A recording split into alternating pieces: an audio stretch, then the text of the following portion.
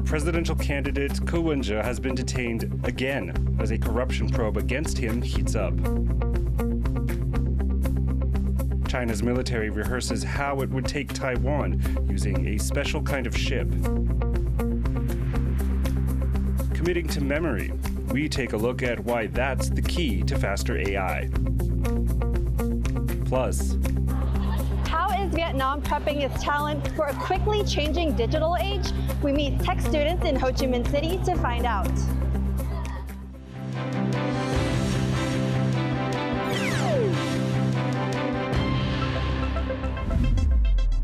A warm welcome to TaiwanPlus News. I'm Philip Brossard.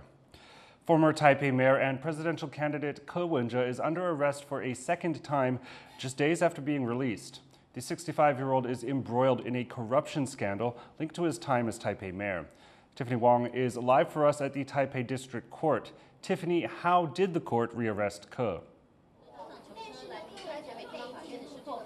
Well, the Taipei District Court has just ruled to detain Ke once again. And this time, he'll be held incommunicado with only access to his lawyers to prevent collusion. Now, Ke came back to the court this morning for a hearing called by the High Court, which had overturned the lower court's decision to release Ke without bail on Monday. Prosecutors protested that decision, appealed to the High Court to vacate the ruling and detain Ke for 2 months while they build their case. They said that he could collude with others involved and try to even destroy evidence. And it seems that here today, this court has agreed with them. Now, Ke's maintained his innocence and says that this is a case that's already been discussed and closed before. But the district court is also holding others that he's worked closely with, including his deputy mayor and 3 others incommunicado in relation to this case. Now, with Ke's second detention, this looks to be the start of a long legal battle ahead for him as he tries to clear his name. Thanks, Tiffany. And that was Tiffany Wong reporting live for us outside the Taipei District Court. Taiwan says it's monitoring military exercises being held across the Taiwan Strait by neighboring China, designed to simulate an amphibious landing. Jaime Ocon has been following the story. Taiwan is monitoring Chinese military aircraft, drones, and warships that are all taking part in drills just 350 kilometers west of Taiwan's main island here in Dacheng Bay, which is near China's Fujian province. Now, these military exercises are part of a planned 2-day drill which simulate how China would move equipment and troops from warships that are stationed out here in the Taiwan Strait. They would practice how to move these troops inland and land on the beach. Now, this is concerning for Taiwan because Beijing has threatened to invade Taiwan, which it claims as part of its territory. Now, what's interesting about this drill is the use of these ships, which are known as roll-off, roll-on vessels. These are also known as ro-ros. These are civilian ferries which carry people, cars, equipment, and shipping containers filled with goods. Now, because they're so easy to roll on and roll off, there is a concern that China's military might use these ferries to maximize its ability to bring troops and equipment onto the beach. Now, earlier I spoke to Derek Grossman. He's a security analyst with the RAND Corporation based in Los Angeles, and he says that these ro-ros could play a big challenge for Taiwan's military. China is constantly trying to improve its military capabilities to attack or invade Taiwan, and so the ro-ros are definitely a part of that. This is an amphibious landing capability that they are trying to perfect, and that is something that we're obviously keeping a close watch on. Now, experts here in Taiwan recently said that China doesn't quite have the ability to invade and land troops on a beach just yet, but that these drills are part of Beijing's push to get to that point. And so what Taiwan's military is doing is just keeping on the lookout and monitoring those exercises so it can adapt its own defenses and manage those threats that it's seeing across the Taiwan Strait. And that was Jaime Ocon reporting on China's recent landing drills. Taiwan's largest semiconductor trade show is taking place this week with a spotlight on AI. Discussions of AI hardware typically focus on processors, but this year's show also sheds light on another critical part of high-tech chips, memory. Chris Gorin reports. Semicon is Taiwan's biggest trade show for its most important product, semiconductors. The massive expo takes up not just one, but two of the country's largest convention buildings. AI has been one of the biggest topics of 2024, and it's no different here. But if you listen to the executive speaking, there's a specific kind of hardware that may be key to winning the AI arms race: high bandwidth memory, or HBM. HBM. Is HBM. High bandwidth memory. But what exactly is HBM? Many advanced chip packages include both a processor and memory units. Older memory technologies place single memory units horizontally around the processor, connected by copper traces. But high bandwidth memory stacks the memory units vertically, shortening the signal path and improving speed and efficiency. The next generation of chips might have memory stacked directly on top of processors, improving speeds even further. And in AI, speed and efficiency are the name of the game. AI uses an awful lot of data. That needs to be stored in the right way, in the right place, and processor technology is increasing faster than memories can keep up with. While Taiwan can claim to be the king of chips, the king of memory is South Korea. Two South Korean companies, Samsung and SK Hynix, produce around 90% of the world's HBM. But in third place is US-based Micron, which is hoping to take a bite out of South Korea's dominance, aiming to make up 25% of the HBM market by 2025. And Taiwan may be key to that push. Micron already assembles much of its HBM at its Taiwanese factories. Just last week, it bought up excess facilities from other manufacturers in the country's center and south, reportedly for further HBM production. This year's Semicon was also the first to feature keynotes from executives of both Samsung and SK Hynix, another sign of the focus on memory. And the memory giants see the value of Taiwan as well. Almost 10 times have visited Taiwan this year, more frequently than any other countries. Because Taiwan is getting more and more important in AI industry. Chips are at the heart of the tech economy, and competition for market share of each component is fierce. That's why the stronger focus on technologies like HBM and Taiwan's potential role in its production may make this year's Semicon one for the memories. Patrick Chun and Chris Gorin for TaiwanPlus. Vietnam is becoming an important new player in the global chips industry, and that's as foreign tech firms emerge as an alternative investment option to China. And motivation is high among the Southeast Asian country's engineering students to grab a spot in the hot sector. Joyce Tsang reports from Ho Chi Minh City.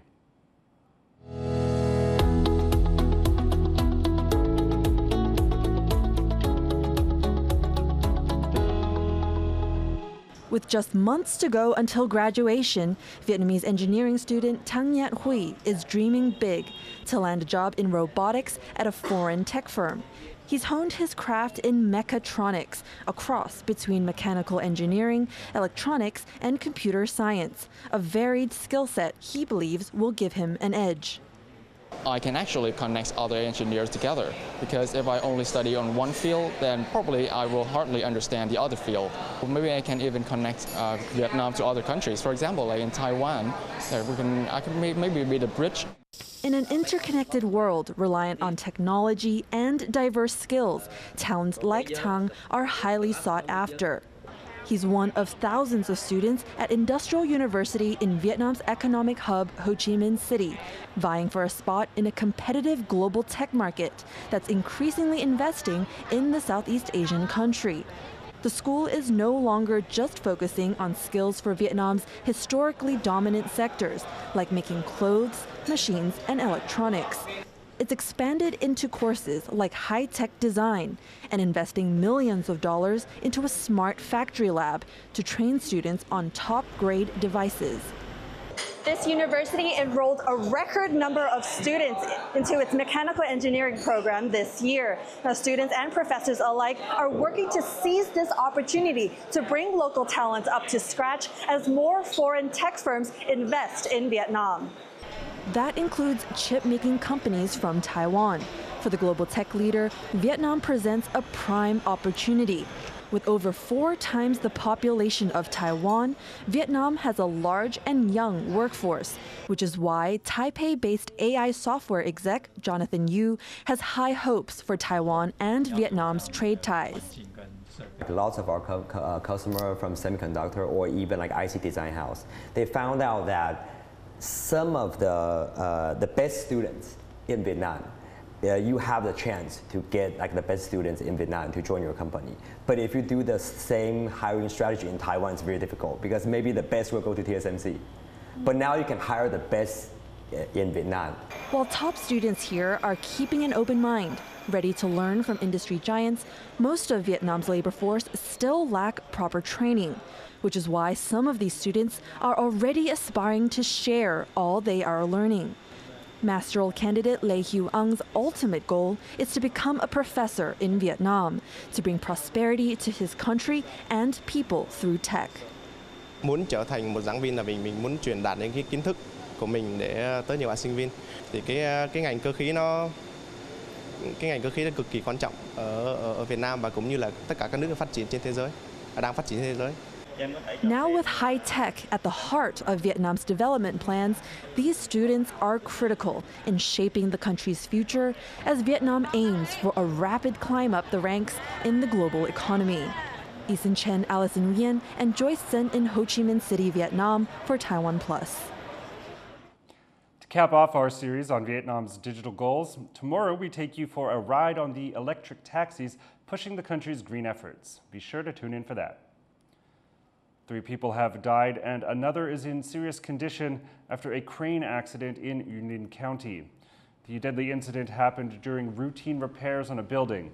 For unknown reasons, the basket carrying the workers broke off, dropping them over 6 meters. The company carrying out the repairs has been fined $9,000 for work safety violations and ordered to stop all work until an official investigation is completed. It's the latest in a string of workplace accidents involving cranes. Earlier this week, 2 died after a crane collapsed in Kaohsiung, and last year, a crane fell on the Taichung Metro, killing 1 and injuring 10. NGOs dealing with social work are upset at a revised Public Assistance Act making its way through the Health and Welfare Ministry. They say the current draft has big flaws, and they're upset that consultations about it are happening behind closed doors. John Van Trieste reports. Social welfare groups protest a draft revision to the Public Assistance Act that could be finished in the coming months. In their view, the text as it stands now has big holes, including in its support for unhoused people and employment assistance. There's also the way the law measures income and the threshold for being able to get help, something that keeps people otherwise able to work unemployed. 有些贫困者啊，他发现他的工作收入，我今年的工作收入快要超过了贫穷线，快要超过了我的低收了，那我就干脆赶快辞职，我控制我的收入，我不要做了。But it's not just the text of the draft that upsets these groups. It's the way the text is being drawn up. On Wednesday, the Health Ministry held its first discussion session on the draft, behind closed doors. The ministry says the draft isn't final and that it's listening to all voices, with 26 groups offering suggestions so far. But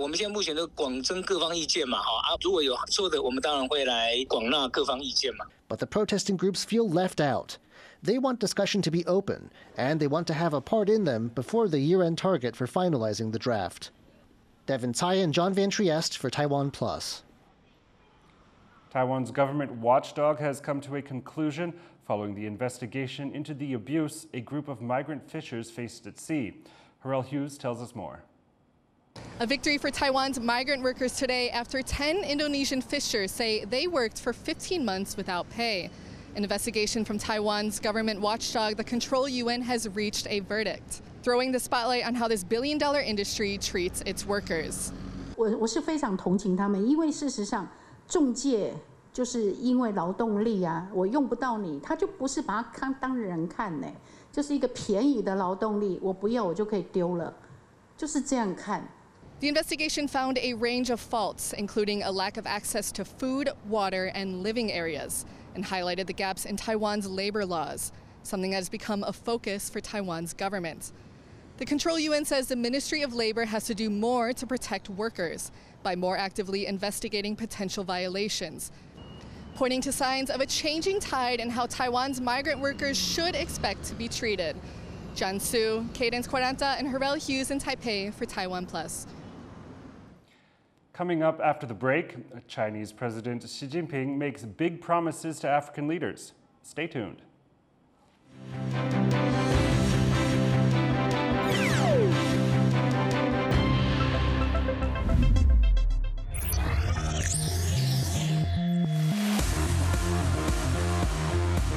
With a mission, along with TaiwanPlus, to put Taiwan's voice on a global stage, out loud and clear.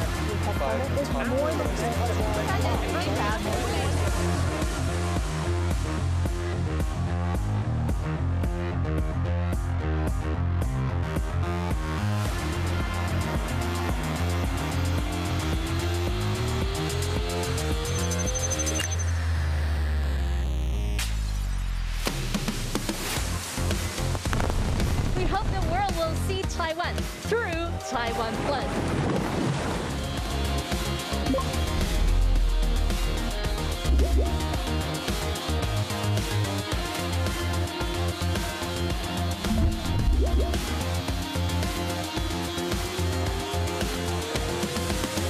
If you give them space, you're going to hear a lot of voices.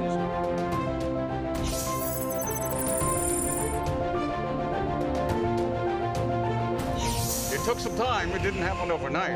How we get there is important. Soaking up inspiration, pushing boundaries. Give it a try and fail.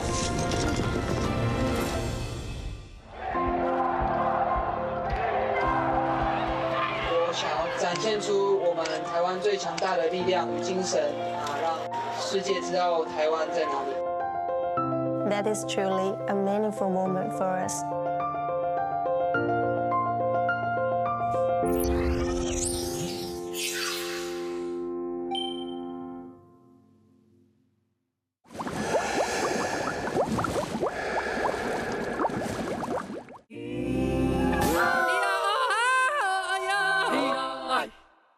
Welcome back to a new season where we will be interviewing representatives of different countries and chambers of commerce. This is the best, and that's the abaya. This is years by years for all the generation. I'm gonna offer you macaron, Taiwanese and French. Belize has the second largest barrier reef in the world. Marine life there is crazy. We spend like the whole day there, eating, drinking, like playing chess. I don't want to stay here anymore. I want to buy a ticket and fly out. In Taiwan, I discovered not only oolong tea, it's also the first cultural tea house of Taipei. So there's a lot of interesting things here that helps me get in touch with my heritage and culture. Here you can make some amazing local food and all new season. Wow Taiwan. Every Friday, 8:15 p.m. on TaiwanPlus.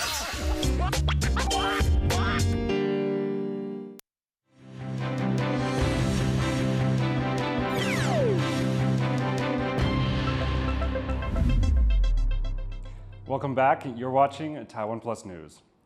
Chinese President Xi Jinping has pledged more than $50 billion in new financing for Africa at a major summit in Beijing. At the Forum on China-Africa Cooperation, Xi also pledged support for 30 infrastructure projects across Africa and promised to create at least 1 million jobs. He praised the relationship between Beijing and African nations. 不论国际形势如何变化，中非友谊赓续传承，历久弥坚。 For more, Louise Watt spoke to Eric Olander, editor-in-chief of the China Global South Project. This forum is meant to set the course of relations between China and Africa for the next 3 years. What should we expect to come out of it? Well, there's a lot of focus on modernization. More importantly, what we saw out of the speech today from Xi Jinping and the agenda as a whole is a lot more emphasis on African priorities than what we've seen in the past. And the whole theme of modernization, which Xi must have said, 30 times in his speech, but that's definitely reflecting African priorities for job creation, for trade, for agricultural development, for infrastructure development. All right, well, so it sounds good news for African nations. What's China expecting to get out of this relationship going forward? Well, we got some hints of that in the speech as well, is that threaded throughout the 10 points that Xi Jinping laid out in his speech were references to the Global Civilization Initiative, the Global Development Initiative, the Global Security Initiative.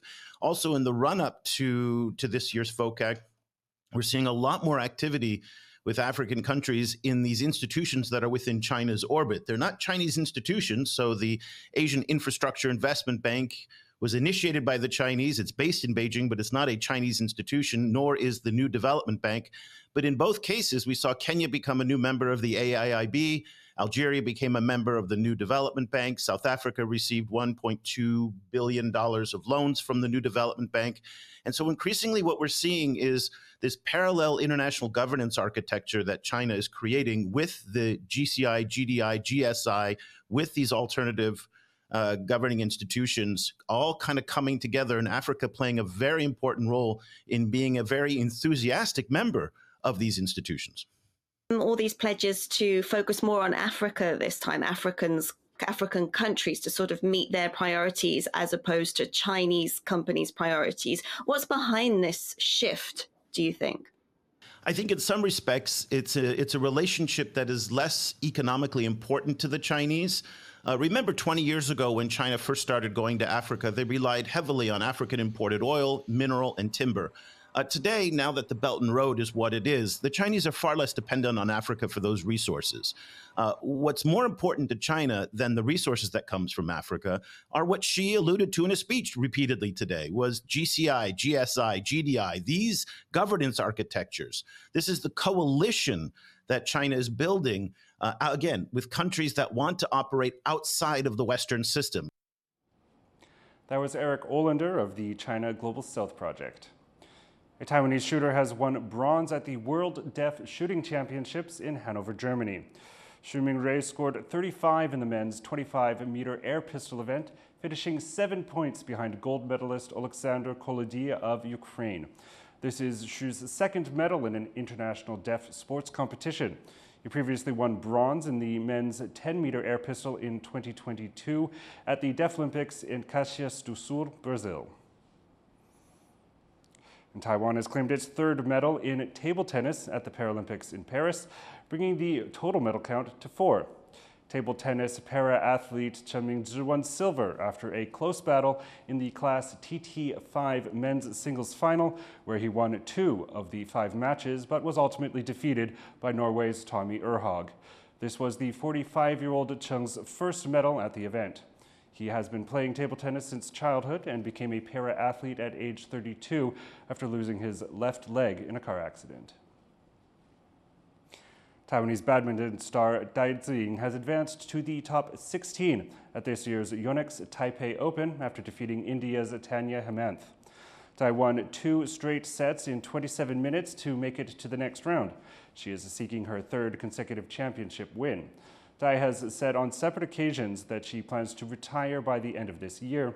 She says she's participating in this championship because it's in her home country. 台湾的比赛是我应该是最后一次会参加，所以我当然还是在自己可以的情况下会希望参赛。但是如果今天不是在台湾的话，我可能就不会参赛了。 Taiwanese boxer Lin Yuting has been appointed as the country's anti-bullying ambassador.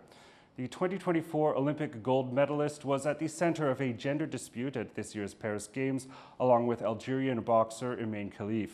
The controversy triggered heated debate online. Lin says she hopes people will learn from her experience that bullying is wrong. A Taiwanese company is letting people turn their plastic waste into wearable fashion. John Van Trieste has the story. After carefully snipping up plastic waste they've brought from home, participants at this DIY workshop are ready for the final step, crushing and melting it all down into a memento they can take home. This is Trash Kitchen, a studio in Taipei specialized in recycling magic. Using a recycling machine called a mini trash espresso invented in Taiwan, the studio creates all kinds of recycled products, from decorative wall tiles, bricks, and clothes hangers to the trendy sunglasses today's participants are making. The company that invented this recycling machine says there's a serious purpose to this fun and creativity. everyone kept saying recycling is high energy footprint, is really dirty. Oh, that's why we'd rather not do it. Or reusing is very difficult. So we are trying to show you reusing save a lot of carbon footprint because we measure the electricity here, we measure the air quality here, and then you know what every pair of, let's say, sunglasses we make in this process, you are reducing around 400 grams of carbon. The sunglasses made in today's program have the endorsement of some real fashionistas, including the chief editor of the Taiwan edition of an international fashion magazine.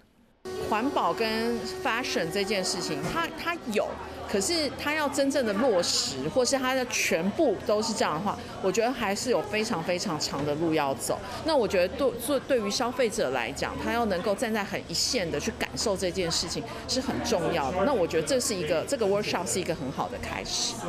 And it is only a start. 2023 saw Taiwan throw out nearly 12 million tons of waste, a new record.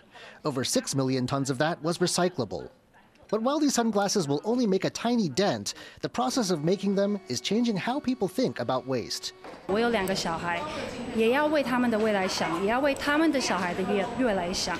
就算你今天一个 trash， 反正没想到就丢一下，只是 kick 那个 problem down the road。所以，如果大家都可以做好一点，多 recycle 一点，少用 plastic 一点，这样子可以 make a big difference. And if this change in mindset changes habits and lifestyles, Taiwan's explosion of trash could begin easing off. John Su and John Van Trieste for TaiwanPlus. Thanks for watching TaiwanPlus News. Finally today, we take you to Ukraine's Fashion Week, which took place in Kyiv for the first time since Russia invaded in 2022. I'm Philip Brossard, take care, and we'll see you next time.